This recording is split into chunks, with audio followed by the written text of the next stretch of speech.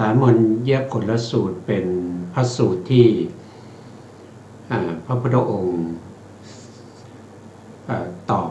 ปัญหาให้แก่พระเจ้าอาชาติศัตรูพระเจ้าอาชาติศัตรูถามถึงสามัญญผลที่จะเห็นได้ในปัจจุบันว่าในพระพุทธศาสนานี้พระพุทธองค์สามารถที่จะบัญญัติสามัญญผลที่จะเห็นได้ในปัจจุบันนี้หรือไม่พระพุทธองค์ก็ได้ตอบไปแล้ว2ข้อส่วนข้อที่3เนี่ยพระพุทธองค์ก็ตอบในเรื่องของศีลนะครับพูดถึงในเรื่องของจุลศีลมัชฌิมศีลมหาศีลเรากำลังศึกษาในส่วนที่เป็นองค์กรรมบทของศีลทั้งหลายเหล่านี้ศีลทั้งหลายนะครับถ้าเราพูดถึงกรรมบทเนี่ยก็ไม่แคล้วไม่พ้นไปจากกุศลกรรมบท10นะครับกุศลกรรมบท10ก็จะมีในส่วนที่เป็น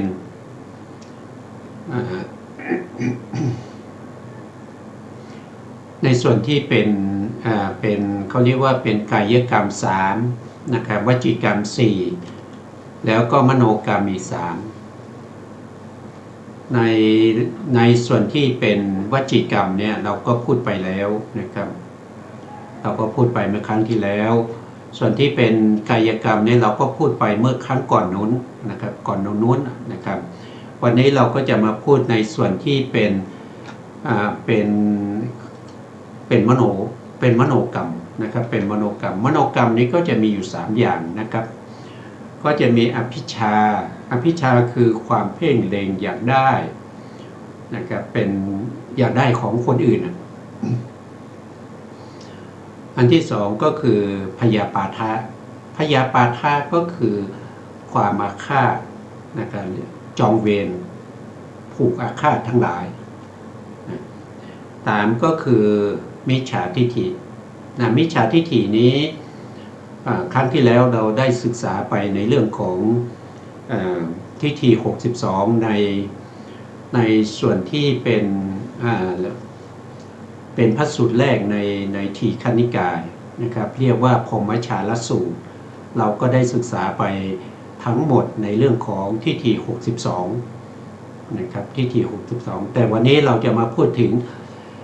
ในส่วนที่เป็นองค์กรรมบทนะครับในส่วนที่เป็นองค์กรรมบทนั้นนะส่วนรายละเอียดจะเป็นอย่างไรนั้นเราจะพูดถึงในส่วนแรกก่อนนะครับในเรื่องของอภิชานะครับเราก็ไปดูรายละเอียดนะครับวันนี้ก็เช่นเคยนะครับเราก็ได้รับเกียรติจากอาจารย์กันดาจะเป็นผู้ให้เสียงในการสาธยายนะครับในการสาธยายพระธรรมคำสั่งสอนของพระพุทธเจ้านะครับในเรื่องของอภิชานะครับอภิชานี้มีองค์ธรรมคือโลภะนะครับเพราะฉะนั้นเราก็มาดูรายละเอียดนะครับก็เรียนเชิญอาจารย์ครับสวัสดีค่ะ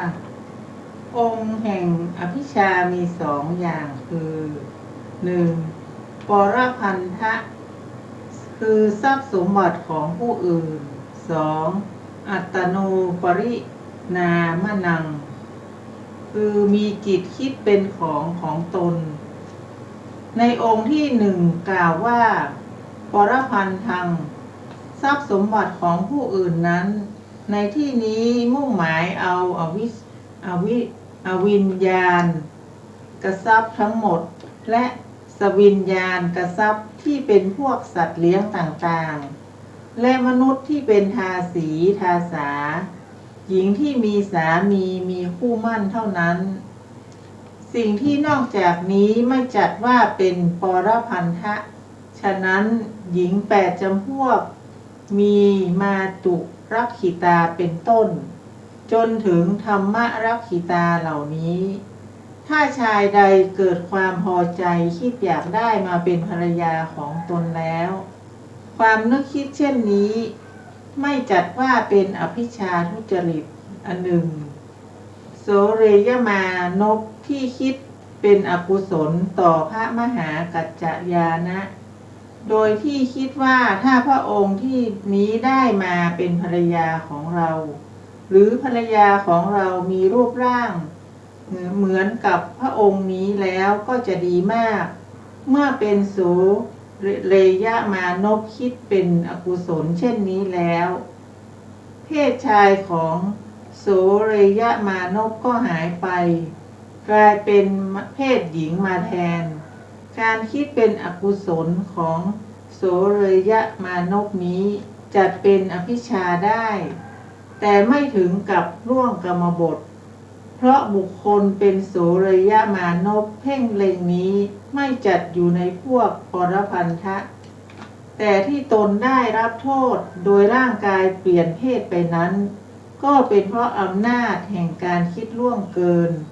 ไม่คารวะต่อบุคคลที่เป็นผ้าขีณาสพนั่นเอง จบการอธิบายในอภิชฌา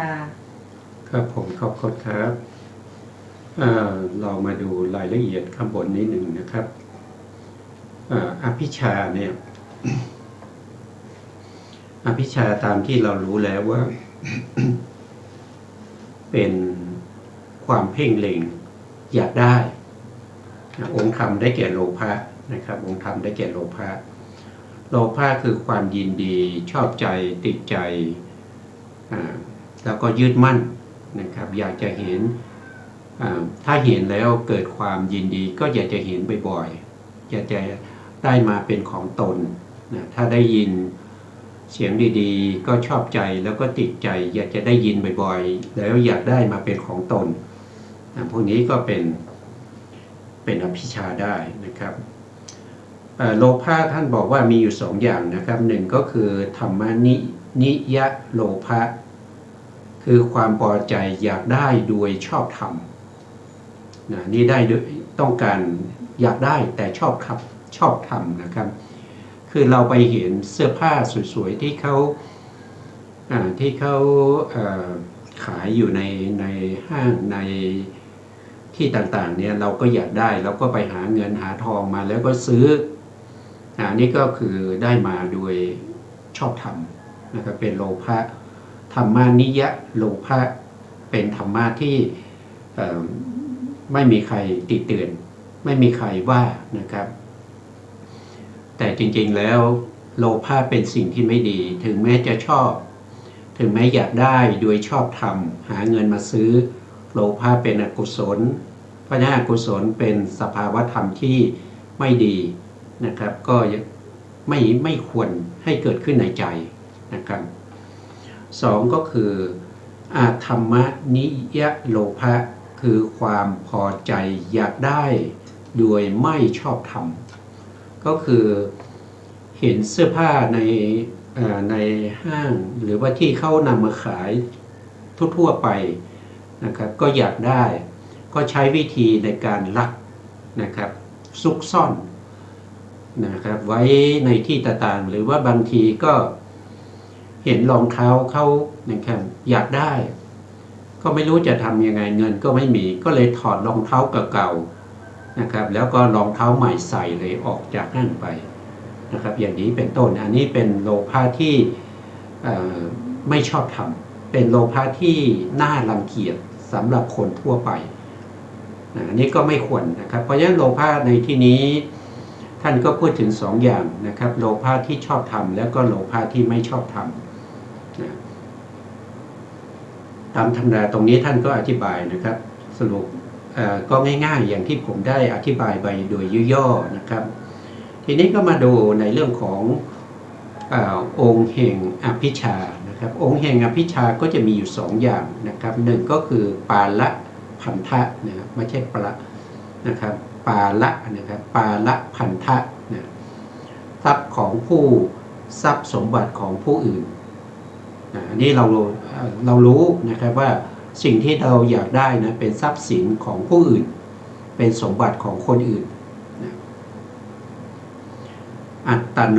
ปารินามะนังมีจิตคิดจะให้ได้เป็นของตนให้เป็นของตนก็คือน้อมสิ่งของนั้นมาเป็นของเรา จิตเนี่ยถ้าอยากได้ก็ธรรมดานะแต่อันนี้ต้องน้อมนะครับต้องคิดนะคิดให้มาเป็นของเราอย่างนี้เป็นอภิชานะครับน้อมสิ่งของคืน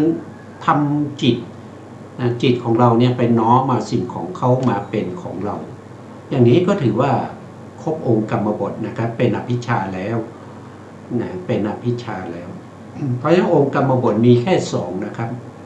มีแค่สองหนึ่งคือทรัพย์สินของผู้อื่นนะแต่เราอยากได้เพราะฉะนั้นเราก็น้อมใจมาเป็นของเราอันนี้ก็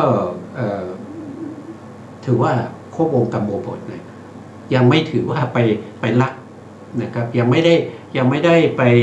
ล่วงกายกรรมคือลักทรัพย์นะต่อไปท่านก็ยกตัวอย่างนะครับท่านยกตัวอย่างในเรื่องของที่มีในพระสูตรนะครับในพระสูตรในเรื่องของ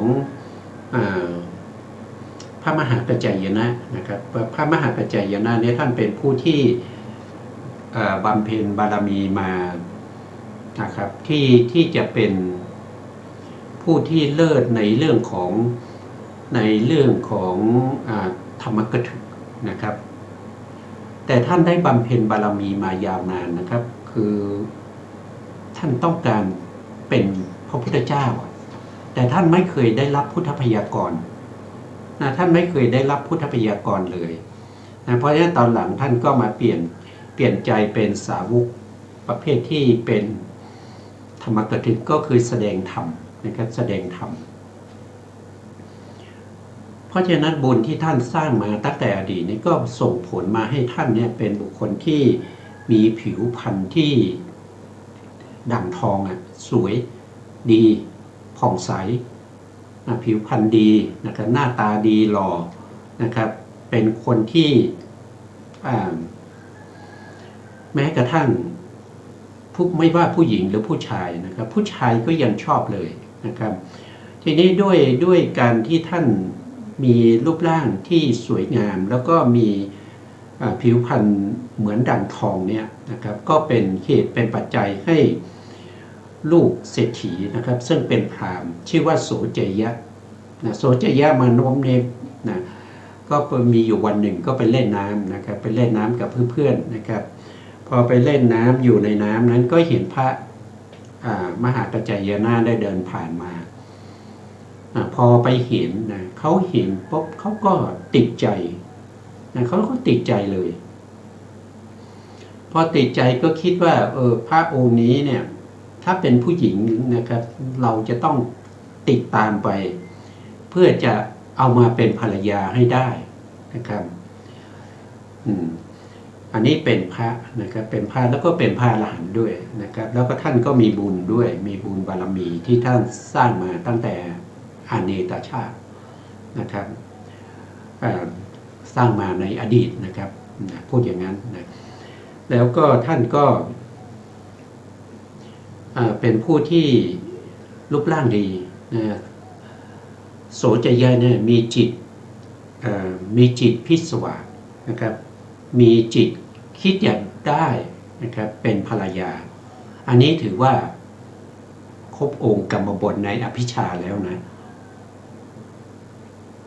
เพราะฉะนั้นครบองค์กรรมบทกับพระอรหันต์ที่มีบุญมากนะครับท่านก็เลยเปลี่ยนสภาพนะเปลี่ยนสภาพของความเป็นผู้ชายไปเป็นผู้หญิงเลย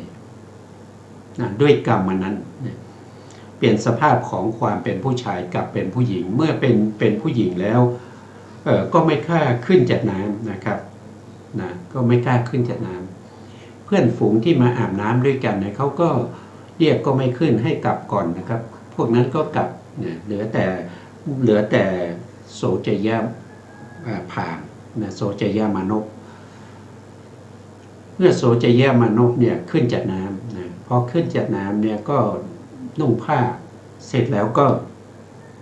ไม่กล้ากลับไปที่บ้านนะไม่กล้ากลับไปที่บ้านก็เลยหนีไปอยู่เมืองอื่นนะครับหนีไปอยู่เมืองอื่นแล้วก็ไป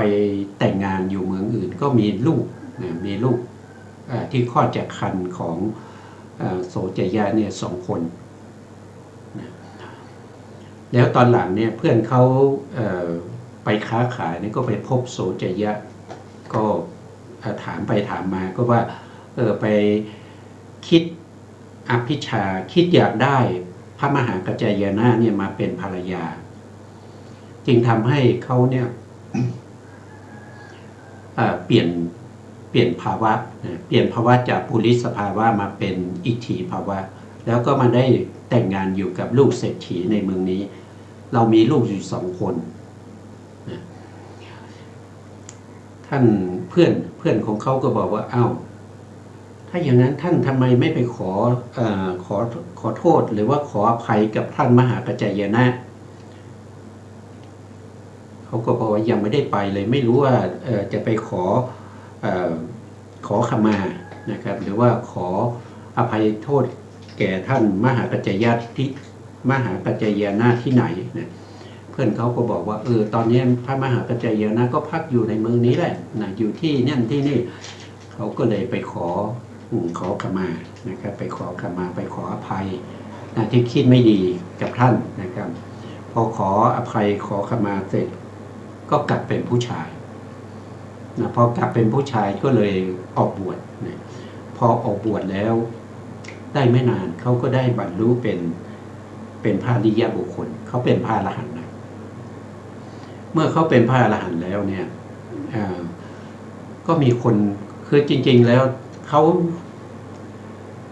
ตอนที่เขาบวชใหม่ๆเนี่ยเขาก็ยังเป็นปุถุชนอยู่เนี่ยก็พระภิกษุก็ถามว่าท่านน่ะสมัยที่ท่านเป็นผู้ชายมีลูก2 คนเนี่ย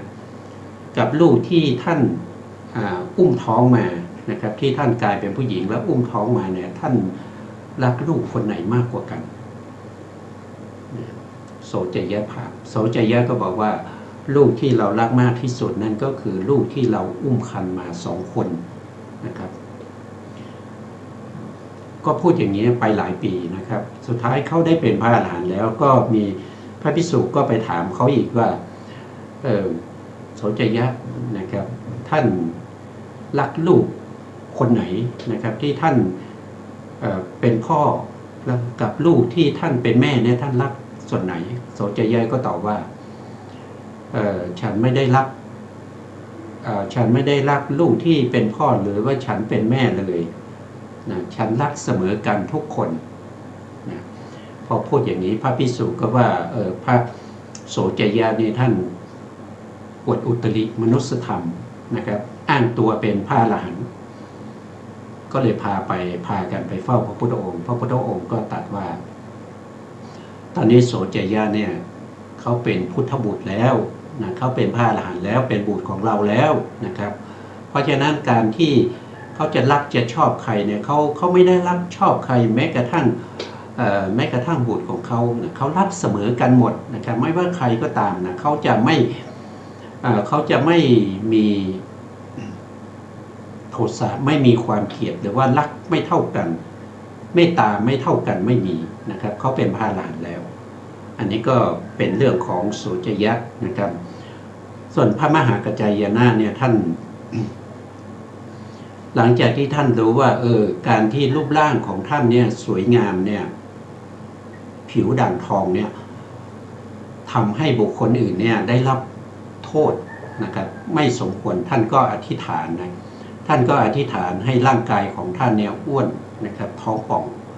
นะครับเพราะฉะนั้นปัจจุบันนี้ถ้าเราเห็นรูปนะครับที่เขา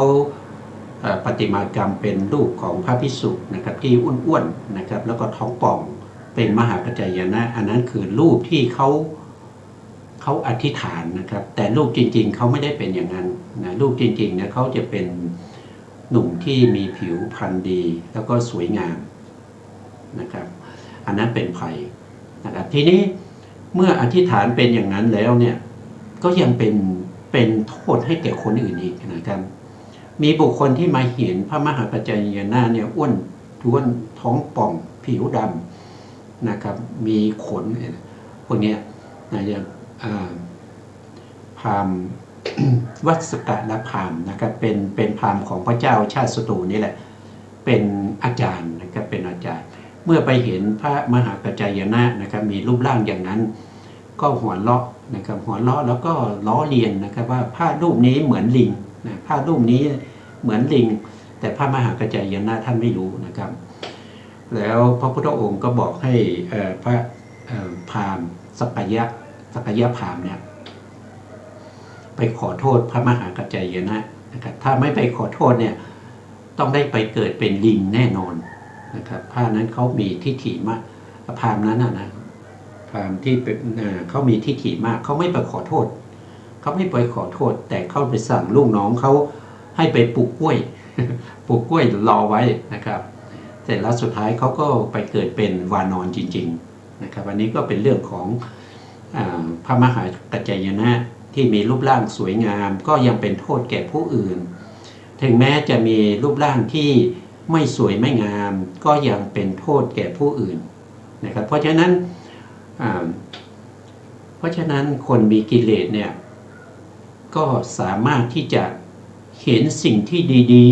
ๆเป็นอกุศลก็ได้เห็นสิ่งที่ไม่ดีเป็นอกุศลก็ได้นะเพราะฉะนั้นจิตใจของปุถุชนเราตรงนี้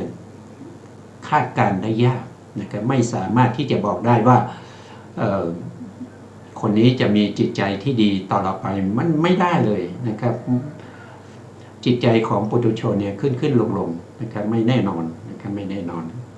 เมื่อไหร่ไม่ได้เป็นพระอริยะเมื่อนั้นจิตใจก็ยังมีแต่กิเลสนะครับหนาเท่าแผ่นดินนี่ก็เป็นเรื่องเสริมเข้ามานะครับต่อไปเราก็จะพูดถึงพยาปาทะเลยนะครับอาจารย์ครับอาจารย์ขอช่วยสาธยายในเรื่องของพยาปาทะครับขอเชิญครับพยาปาทะนี่คือความโกรธใช่ไหมคะครับคือความผูกโกรธความอาฆาตพยาบาทอะไรพวกนี้ทั้งหลายนะครับที่เป็นทางใจไม่ชอบทางใจไม่ชอบไม่ใช่เฉยนะแต่ไม่ชอบแล้วก็คิดปองร้ายอยากทำร้ายเขาอย่างนี้ครับก็องค์แห่งพยาปาทะมีสองคือหนึ่งปรสัตโตหมายถึงผู้อื่นสองวินาศจินตาคือคิดให้ความเสียหายเกิดขึ้นถ้าครบองค์สองแล้วโทสะที่เกิดขึ้นนั้นก็เป็นอันว่าล่วงกรรมบทในมโนทุจริตถ้าเป็นการคิดทำลายตัวเองก็ไม่เป็นการล่วงกรรมบทเพราะไม่ครบองค์คือขาดองค์ที่หนึ่งที่ว่าปรสัตโตดังมีคาถาที่แสดงถึงองค์แห่งอภิชฌาและพยาบาทว่าทเวพิชายะปรพันธังปารพันธังอัตตโนปริชามนังปารินาไม่ใช่ชา นามนังโนเนตพัพยาปะทัสสะปรสัตโตปาละสัตโต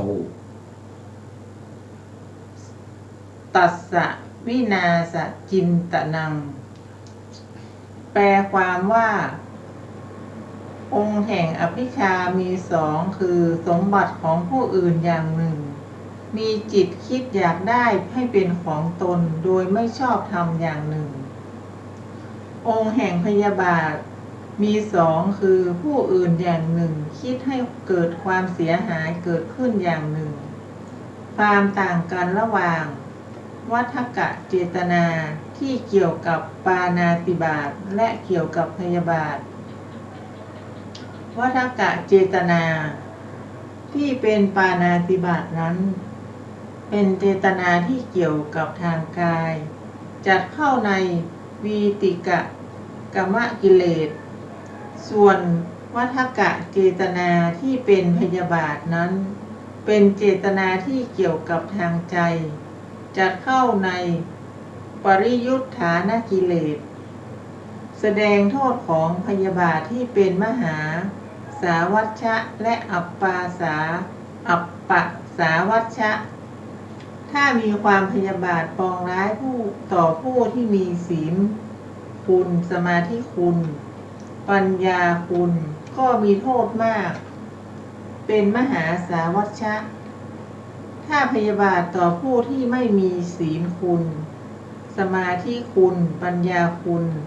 หรือมีบ้างเป็นส่วนน้อยก็มีโทษน้อยเป็นอัปปสาวัชชะจบการอธิบายในพยาบาทครับพยาบาทก็คือความคิดให้เขาเสียหายนะครับคิดให้เขาพินาศคิดให้เขาทุกข์ทรมานหรือว่าคิดให้เขาตายนะครับคิดให้เขาตายไปเสียอย่างเงี้ยอันนี้เป็นพยาบาทนะครับพยาบาทเนี่ยนะครับท่านก็แสดงวจนะถะนะครับท่านก็มีการแยกศัพท์นะครับท่านบอกว่าเป็นวิอาบุพะปาทะธาตุแสดงวจนะถะของพยาปัจฉาติหิตสุขังเอเตนาติพยาปาโทประโยชน์และความสุขย่อมเสียไปด้วยโทสะนี้เพราะฉะนั้นโทสะนี้จึงชื่อว่าพยาบาทองค์ธรรมของพยาบาทได้แก่โทสะนะโทสะคือธรรมชาติที่ประทุษร้ายต่ออารมณ์เมื่อเกิดขึ้นจิตของผู้ที่มีโทสะนั้นก็จะเศร้าหมองก่อนนะครับแล้วก็ทำให้ผู้ที่มีโทสะนั้นเกิดความกระวนกระวายเกิดความไม่สบายใจนะครับแต่ผู้ที่มีโทสะส่วนมากก็จะไม่รู้ว่าตัวเองกำลังมีโทสะนะครับกำลังพยาบาทอยู่นะกำลังแช่งชักหักกระดูกเขาอยู่จะไม่รู้นะครับจะไม่รู้เพราะฉะนั้นพยาบาทก็เป็นธรรมที่ไม่ดีนะครับเป็นธรรมที่เราควรจะละหรือว่าควรจะเว้นจากพยาบาทนะอธิบายความโกรธความไม่พอใจที่เป็นไปตามธรรมดานั้นยังไม่จัดว่าเป็นมโนทุจริต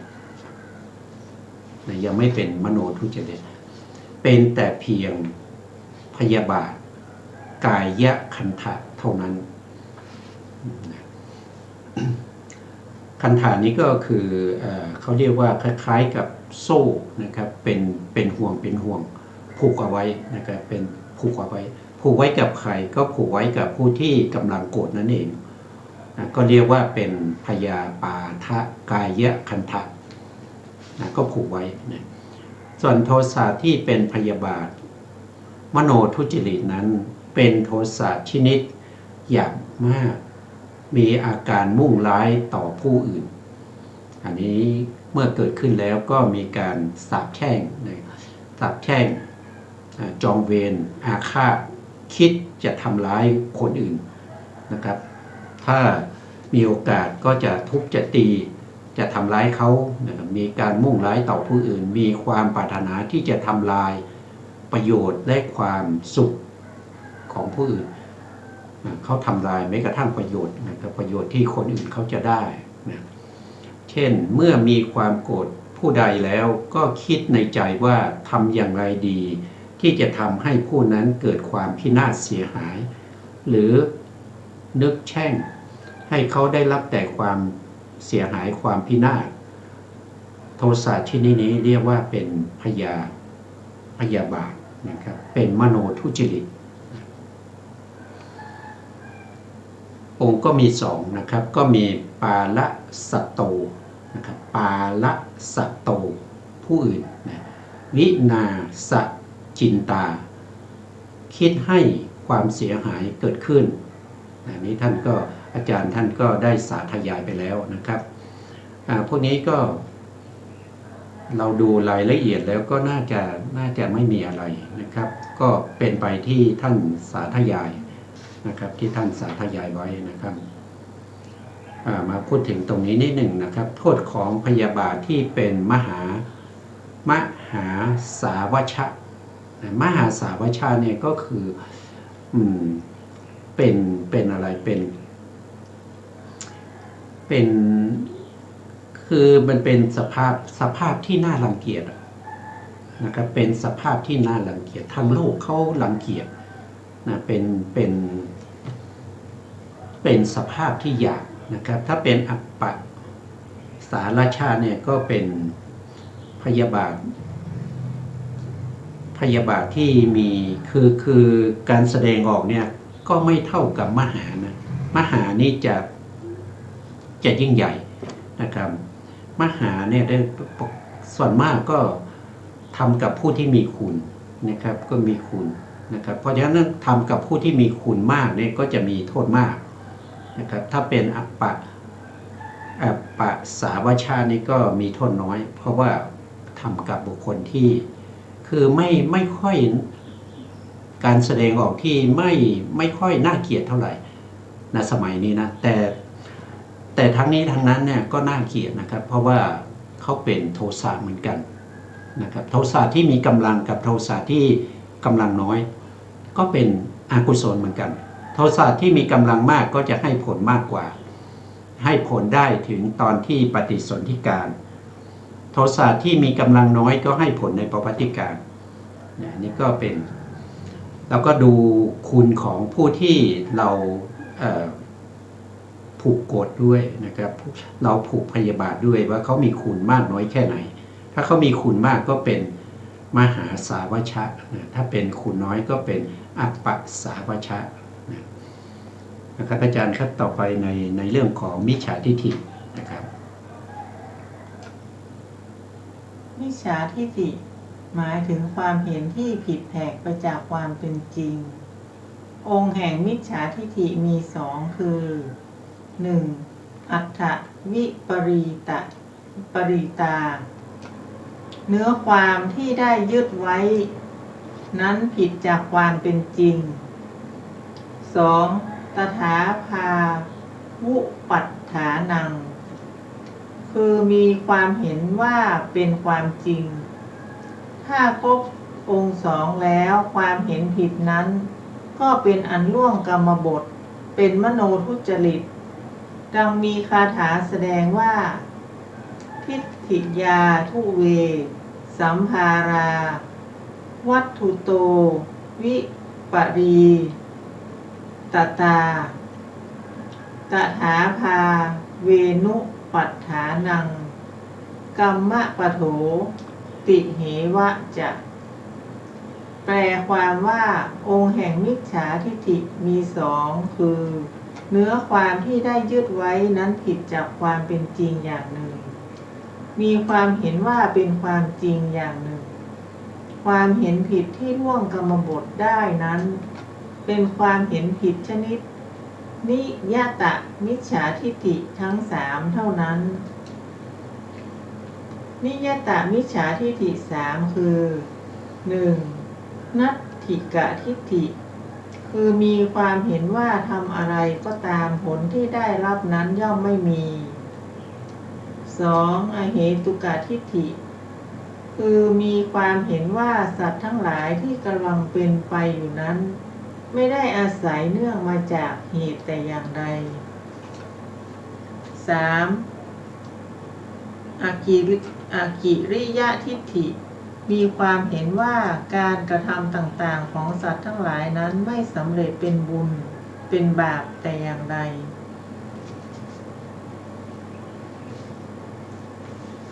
1. นัตถิกะทิฏฐิในนิยตมิจฉาทิฏฐิทั้งสามนี้ผู้ที่มีความเห็นชนิดนัตถิกะทิฏฐินั้นย่อมมีอุเฉททิฏฐิคือเห็นว่าสัตว์ทั้งหลายตายแล้วก็สูญไม่มีการเกิดอีกมีพระบาลีสามัญญผลสูตรแห่งศีลขันธวรรคแสดงถึงความเห็นผิดชนิดนัตถิกะทิฏฐิว่านัตถิทินนังคือเห็นว่าการทำบุญไม่ได้รับผลแต่อย่างใดนัตถิยิจฉังเห็นว่าการบูชาต่างๆไม่ได้รับผลแต่อย่างใดนัตถิหุตังค คือเห็นว่าการเชื้อเชิญต้อนรับต่างๆไม่ได้รับผลแต่อย่างใดนัตถิสุกตะทุกกฐานังกัมมะนังพรังวิปาโกคือเห็นว่าการกระทำดีและทำชั่วไม่ได้รับผลแต่อย่างใดทั้งทางตรงและทางอ้อมนัตถิอายังโลโกคือเห็นว่าภพนี้ไม่มีคือผู้ที่กำลังปรากฏอยู่ในปัจจุบันนี้ที่เรียกกันว่าภพนั้นย่อมไม่มีเพราะไม่มีการเกิดต่อไปอีกนัตถิปโรโลโกเห็นว่าภพหน้าไม่มีคือภพอันจะเป็นที่เกิดแห่งภพที่ปรากฏในปัจจุบันนี้ย่อมไม่มีเพราะเมื่อตายแล้วก็ไม่มีการเกิดอีกนัตถิมาตาเห็นว่าการกระทำชั่วต่อมารดาย่อมไม่ได้รับผลแต่อย่างใดนัตถิปิตาเห็นว่าการทำดีทำชั่วต่อบิดาย่อมไม่ได้รับผลแต่อย่างใดนัตถิสัตตาโอปปาติกาเห็นว่าสัตว์ที่เกิดเติบโตขึ้นทีเดียวคือสัตว์นรกเปรตเทวดาพรหมไม่มีนัตถิโลเกสมณพราหมณ์มนาสัมมคตาสัมมาปฏิปุณณาเยอัมมันเออิมจะโลโกโลกังประยัจจะโลกังสยังอภิญญาสัจฉิกะตวาปะเวเทนติเห็นว่าสมณพราหมณ์เหล่าใดมีการรู้แจ้งโลกนี้โลกหน้าด้วยตนเองแล้วสามารถชี้แจงแนะนำให้เข้าใจได้สมณพราหมณ์ที่ถึงพร้อมด้วยสามัคคีและปฏิบัติดีปฏิบัติชอบเหล่านั้นย่อมไม่มีหมายความว่าผู้ที่ทำสมถะวิปัสสนาได้ฌานมรรคผลนั้นไม่มีและผู้ที่ถือเพศเป็นบรรพชิตปฏิบัติดีปฏิบัติชอบไม่มีล้วนแต่เป็นการกล่าวที่เหลวไหลทั้งสิ้นซึ่งความจริงเป็นการกระทำที่เป็นไปเพื่ออาชีพเท่านั้น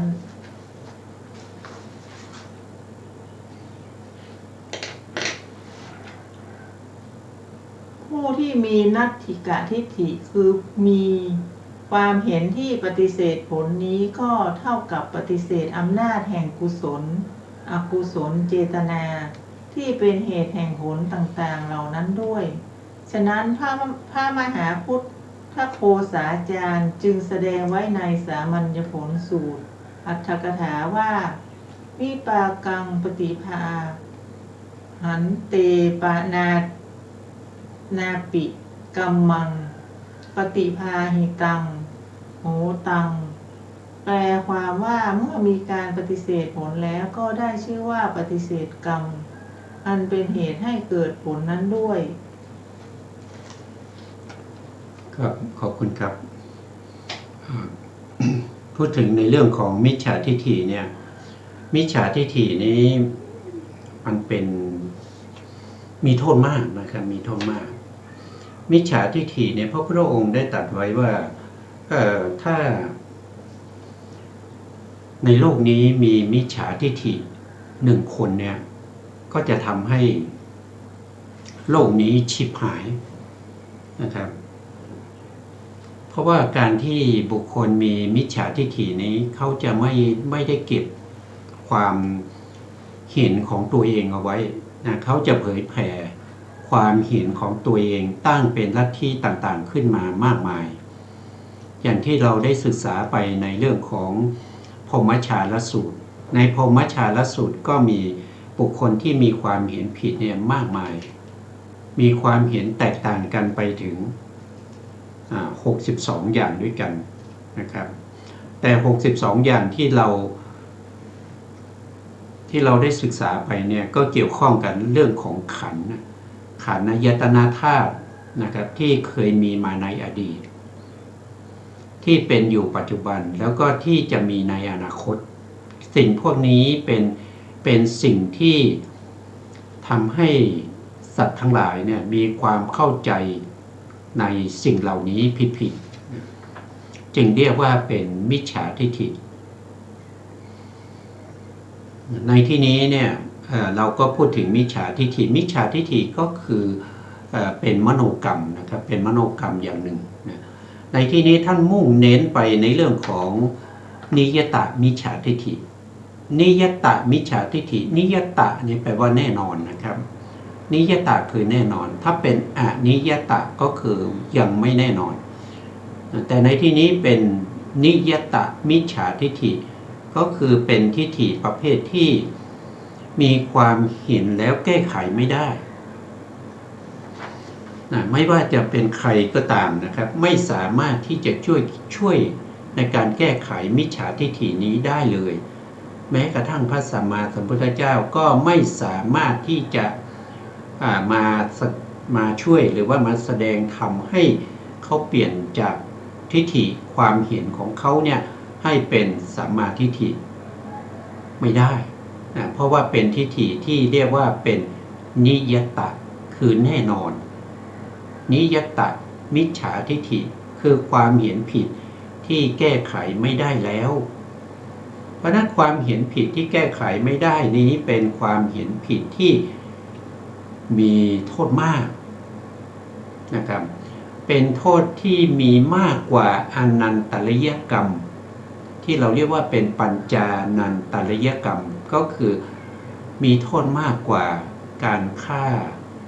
บิดาฆ่ามารดาฆ่าพระอรหันต์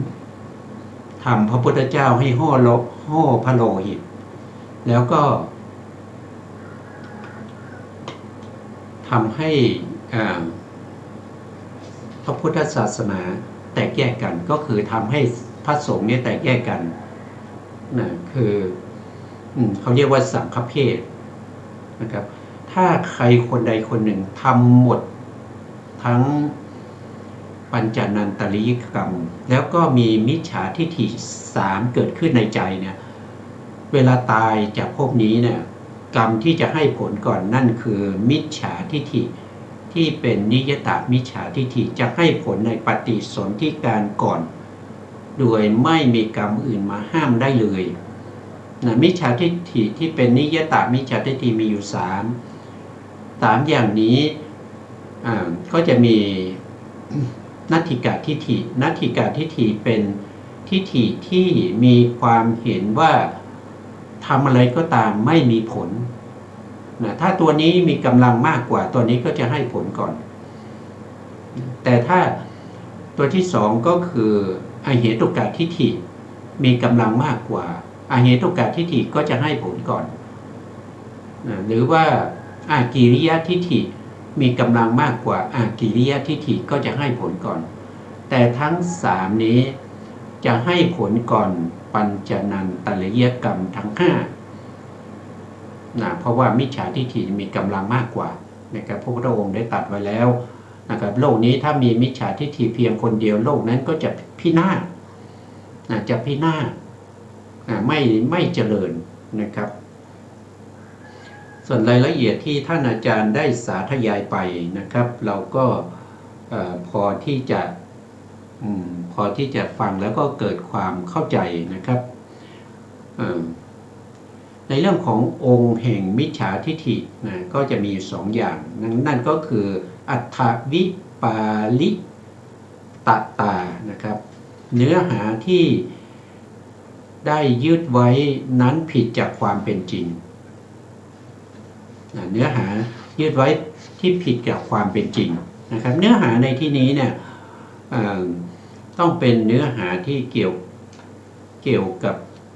เรื่องของอะไรก็คือเรื่องของขันธ์อายตนะธาตุที่มีการเวียนว่ายตายเกิดที่เป็นไปตามเหตุตามปัจจัยนะครับไม่ใช่เนื้อหาที่ว่า1 บวก 1เป็น2 2บวก2เป็น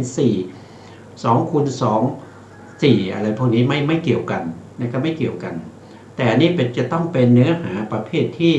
เกี่ยวกับเรื่องของ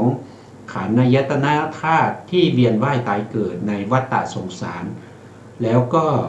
เรื่องของเหตุปัจจัยนะครับที่เป็นเหตุเป็นปัจจัยให้สัตว์ทั้งหลายเวียนว่ายตายเกิดถ้ามีความเห็นผิดเหล่านี้ยึดมั่นนั่นก็จะเรียกว่าเป็นเนื้อหาในที่นี้นะครับเนื้อความเนื้อหานะครับยึดไว้ด้วยความเห็นผิดก็เข้าใจว่านะครับสัตว์ทั้งหลายเกิดเฉพาะภพนี้นะครับตายแล้วก็ไม่ต้องไปเกิดไม่มีผลคุณค่าสัตว์ก็ไม่ต้องไปเสวยผล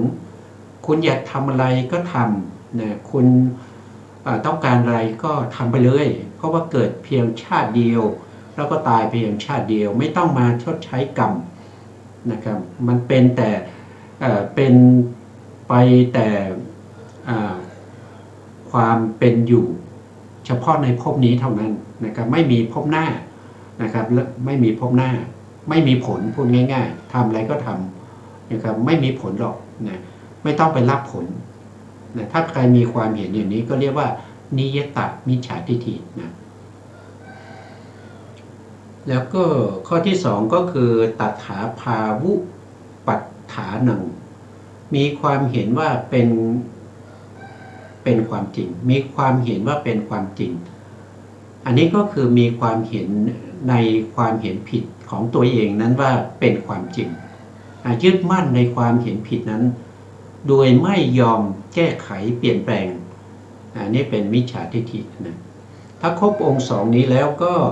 ถือว่าเป็นการล่วงกรรมบทนะกรรมบทมีน้อยนะมี2ข้อไม่เหมือนกับปาณาติบาตนะครับปาณาติบาตมีถึง5ข้อด้วยกันนะ5ข้อนะครับสัตว์มีชีวิตหรือว่าสัตว์มีชีวิตมีจิตที่จะฆ่านะครับพยายามในการฆ่าแล้วสัตว์นั้นก็ตายลงด้วยความพยายามต้องครบองค์5ถึงจะล่วงกรรมบทนะอันนั้นก็คือปาณาติบาตเป็นทางกายนะครับเป็นเขาเรียกว่าเป็นองค์กรรมบททางกายนะครับองค์กรรมบทมีทางกายมี3นะครับมีการฆ่าสัตว์มีการลักทรัพย์ประพฤติผิดในกามนะแต่ในที่นี้พูดถึงทางใจก็มี3เหมือนกันนะครับก็จะมีมิจฉาทิฏฐินะครับแล้วก็มี1ก็คืออภิชฌาความเพ่งเล็งอยากได้ของคนอื่น2มิจฉาทิฏฐิมีความเห็นผิดไปจาก2พยาบาทนะครับโทษที2พยาบาทนะครับ3ก็มิจฉาทิฏฐินี้นะครับเห็นผิดไปจากความเป็นจริงนะอันนี้จะมีนิยตมิจฉาทิฏฐิก็มี3นะครับที่อาจารย์ได้สาธยายไปแล้วนะครับก็คือนัตถิกะทิฏฐิอันนี้เห็นว่าจะทำอะไรก็ทำไปย่อมไม่มีผลนะอันนี้ไม่มีผลนะนัตถิกะทิฏฐินี่คือไม่มีผลอันที่2ก็คืออเหตุกะทิฏฐิอเหตุกะทิฏฐิก็คือไม่มีเหตุที่เราได้เกิดมาเป็นมนุษย์เนี่ยไม่ได้เกิดจากเหตุที่เป็นกุศลนะครับเกิดมาลอยๆนะครับเกิดมาโดยความบังเอิญเกิดมาธรรมดาไม่ได้เกิดจากกุศลกรรมที่เราเคยทำไว้ในอดีตไม่เกี่ยวกับเหตุนะครับไม่มีเขาบอกว่าเหตุนั้นไม่มีอย่าไปคิดถึงนะครับอย่าไปคิดถึงว่าเราได้เป็นมนุษย์ที่มาจากกุศลธรรมนะเขาว่าอย่างนั้นนะครับอันนี้ก็เป็นบุคคลที่มีความเห็นผิดในเรื่องของไม่เชื่อในเรื่องของเหตุข้อที่3ก็อกิริยทิฏฐิอกิริยทิฏฐิก็มีความเห็นผิดว่าบุญไม่มีบาปไม่มีนะครับไม่มีเหตุไม่มีผลไม่มีทั้งเหตุไม่มีทั้งผลก็คือรวมทั้งนัตถิกะทิฏฐิแล้วก็อเหตุกะทิฏฐิเลยนะอันนี้ท่านก็ได้อธิบายไว้นะครับต่อไปเราก็อาจารย์จะสาธยายต่อไหมครับสาธยายต่อไหมจมูกมาแล้วไม่ นะครับก็อาจารย์เขายังไม่พร้อมนะครับก็ว่าไปเรื่อยๆนะครับเพราะว่าเวลายังเหลืออีกประมาณยังมีเวลานะครับคือนัตถิกะทิฏฐิที่ท่านอธิบายนัตถิกะตรงนี้ผมก็ได้อธิบายไปแล้วนะแต่ท่านได้พูดไว้ว่าจะมีใน ในสามัญญผลสามัญญผลก็คือพระสูตรที่เรากำลังศึกษาอยู่นะครับอยู่ในศีลขันธวรรคนะครับท่านก็ถ้าเราดูในศีลขันธวรรคท่านก็ไม่ได้อธิบายไว้ละเอียดนะครับเพราะแต่ตรงนี้เรานำเอาหนังสือหลักสูตรนะครับของอภิธรรมโชติกาวิไลนะครับมาศึกษาร่วมกันนะครับเพราะว่าเราก็ศึกษาพระอภิธรรมไปด้วยนะรายการนี้เป็นรายการที่ศึกษาพระสัทธรรมเพื่อการพ้นทุกข์เพราะฉะนั้นเราก็จะศึกษาทั้งที่เป็นพระวินัยปิฎกที่เป็นพระสุตตันตปิฎกแล้วก็พระอภิธรรมปิฎกศึกษาทั้งที่เป็นอรรถกถาศึกษาทั้งที่เป็นฎีกานุฎีกาโยชนาคันธีเท่าที่เราจะมีความสามารถในการที่จะหาเนื้อหาเหล่านี้มาให้พวกเราศึกษากันนะครับในหนังสือหลักสูตรของอชวเนี่ยหรืออภิธรรมโชติกานี่ก็ท่านก็ขยายความนะครับขยายความในอภิธรรมมัทธสังคหะอภิธรรมมัทธสังคหะซึ่งพระอนุโลทาจารย์นี่ท่านได้รจนาไว้นะครับในเรื่องของมิจฉาทิฏฐิเนี่ยคือถ้าเราพูดถึงพระธรรมที่พระพุทธองค์แสดงไว้มากมายมีถึง 84,000 พระธรรมขันธ์ทั้งหมดนี้ก็มีไว้เพื่อจะกำจัดเสียซึ่งมิจฉาทิฏฐิทั้งหลายนะครับมิจฉาทิฏฐิทั้งหลายมิจฉาทิฏฐิเนี่ยเป็นเหตุแห่งความพินาศนะครับของสัตว์ทั้งหลายนะแล้วมิจฉาทิฏฐิเนี่ยเกิดจากอะไรนะครับมิจฉาทิฏฐิก็เกิดจากเบื้องต้นเลยนะครับก็คือเกิดจากสักกายทิฏฐิสักกายทิฏฐิก็คือการเห็นเป็นตัวเป็นตนเห็นเป็นตัวเป็นตนเป็นทิฏฐิธรรมดาสามัญทั่วไปนะครับไม่เข้าถึงนิยตามิจฉาทิฏฐินะให้ผลแต่ว่ายังไม่แน่นอนเหมือนนิยตามิจฉาทิฏฐินะแล้วพระพุทธองค์ได้แสดงไว้ในพระสูตรนะครับว่าสักกายทิฏฐิเนี่ยมีพระภิกษุท่านถามนะครับพระพุทธองค์ก็ได้ตอบคำถามว่าภิกษุท่านถามว่าสักกายทิฏฐิเนี่ยเกิดขึ้นได้อย่างไรพระเจ้าข้านะครับพระพุทธองค์ก็ตอบว่าสักกายทิฏฐิเนี่ยเกิดขึ้นได้เนื่องจากว่าไม่ได้พบพระอริยะนะครับไม่ได้พบพระอริยะหนึ่งก็คือไม่ได้พบพระอริยะสองก็คือไม่ได้ฟังธรรมจากพระอริยะสามก็คือไม่ฉลาดในธรรมของพระอริยะสี่ก็คือไม่ได้แนะนำในคำสั่งสอนของพระอริยะอันนี้เป็นเหตุเป็นปัจจัยให้เกิดสักกายทิฏฐินะสักกายทิฏฐิก็คือความเห็นธรรมดาที่เห็นเป็นตัวเป็นตนถ้าใครเป็นปุถุชนเนี่ยก็มีด้วยกันทุกคนไม่เว้นนะครับไม่เว้นถึงแม้จะบวชเป็นพระภิกษุเป็นมหาเถระแต่ถ้ายังเป็นปุถุชนก็ยังมีสักกายทิฏฐิอยู่แต่นิยตามิจฉาทิฏฐิ3บางคนอาจจะไม่มีเลยนะครับบางคนอาจจะมี1บางคนอาจจะมี2หรือบางคนอาจจะมี3ก็เป็นไปได้นะครับเพราะว่าเป็นทิฏฐิที่มีเขาเรียกว่าเป็นทิฏฐิที่แน่นอนมุ่งหน้าสู่อบายแน่นอนเรียกว่าเป็นนิยตามิจฉาทิฏฐิแล้วภิกษุนั้นก็ถามต่อไปว่าถ้าเราจะกำจัดสักกายทิฏฐิเนี่ยเหตุอะไรเป็นเหตุที่ไปดับสักกายทิฏฐิพระพุทธองค์ก็ได้ตอบว่านะครับบุคคลนั้นจะต้องเป็นบุคคลที่ได้เห็นพระอริยะก็คือตรงกันข้ามกับที่พูดมาเมื่อกี้นะครับว่าหนึ่งคือผู้ที่จะละสักกายทิฏฐิได้เนี่ยก็ต้องเป็นบุคคลที่ได้เห็นพระอริยะสองก็คือได้ฟังธรรมจากพระอริยะสามก็คือได้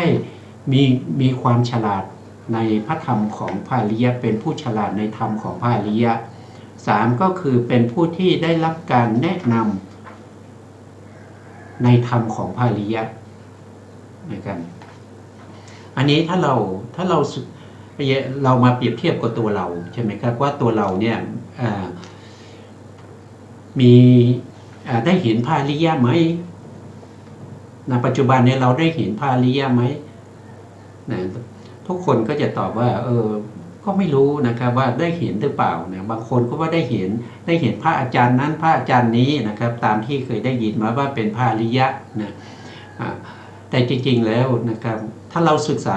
พระธรรมคำสั่งสอนของพระพุทธเจ้าเนี่ยเราได้เห็นพระอริยะแล้วนั่นคือเห็นจากไหนก็คือเห็นจากพระไตรปิฎกเห็นจากอัตถกถาฎีกานุฎีกาโยชนาคันธีทั้งหมดที่ชี้แนวแห่งโลกุตระธรรมนั้นนะเป็นอะไรเป็นพระอริยะได้เห็นพระอริยะแล้วก็ได้ฟังธรรมด้วยเราได้อ่านแล้วก็เราก็ฟังธรรมจากผู้ที่นำเอาพระไตรปิฎกมาสาธยายให้เราฟังมาอธิบายให้เราฟังอันนี้ก็คือได้ฟังธรรมนะได้ฟังธรรมของพระอริยะไม่ใช่หมายถึงบุคคลที่มาสาธยายนะแต่หมายถึงตัวที่เป็นพระไตรปิฎกนะเราก็ได้เห็นพระอริยะก็คือเห็นอะไรเห็นพระไตรปิฎกเขียนอัตถกถาแล้วก็ได้เปิดดูข้างในได้เห็นตัวอักษรได้อ่านได้มีเสียงได้ฟังเสียงนะแล้วเราจะฉลาดในคำของพระอริยะไหมถ้าเรามีความตั้งใจฟังเราก็สามารถที่จะเข้าใจได้นะครับแต่ถ้าเราไม่ตั้งใจฟังนั่นก็เราก็เข้าใจไม่ได้เราก็ไม่ฉลาดในพระธรรมของพระอริยะนะครับวันนี้เวลาเราหมดนะครับเพราะฉะนั้นเราก็จะคืนเวลาให้ทางสถานีนะธรรมของพระสัมมาสัมพุทธเจ้าเนี่ยเป็นธรรมที่เราควรจะศึกษานะครับเพราะถ้าได้ศึกษาแล้วก็จะเป็นพระอริยะได้นะครับสุดท้ายนี้ขอกราบขอบพระคุณพระครูสมุทรวิศวัตรวรกิจโจผู้อำนวยการสถานีวิทยุเพื่อการศึกษาพระพุทธศาสนาและวัฒนธรรม FM 104.5 เมกะเฮิรตซ์วัดฝายหินจังหวัดเชียงใหม่และขอกราบขอบพระคุณพระครูปริยัติยานุศาสตร์ขอบคุณท่านผู้ฟังและผู้ชมทุกท่านที่ติดตามในรายการศึกษาพระสัทธรรมเพื่อการพ้นทุกข์นะครับพบกันใหม่ในโอกาสต่อไปวันนี้ลาไปก่อนครับสวัสดีครับสวัสดีค่ะ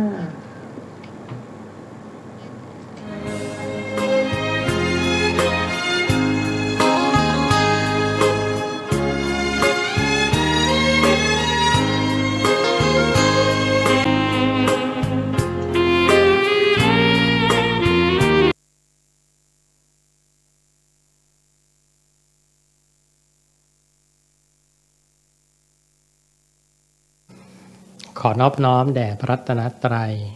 คลิปวันนี้ครับเราก็จะมาสนทนาในเรื่องของสวดมนต์ข้ามปี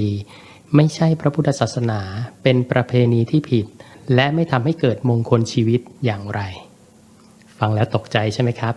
แต่เราจะต้องเป็นชาวพุทธที่แท้จริงเทียบ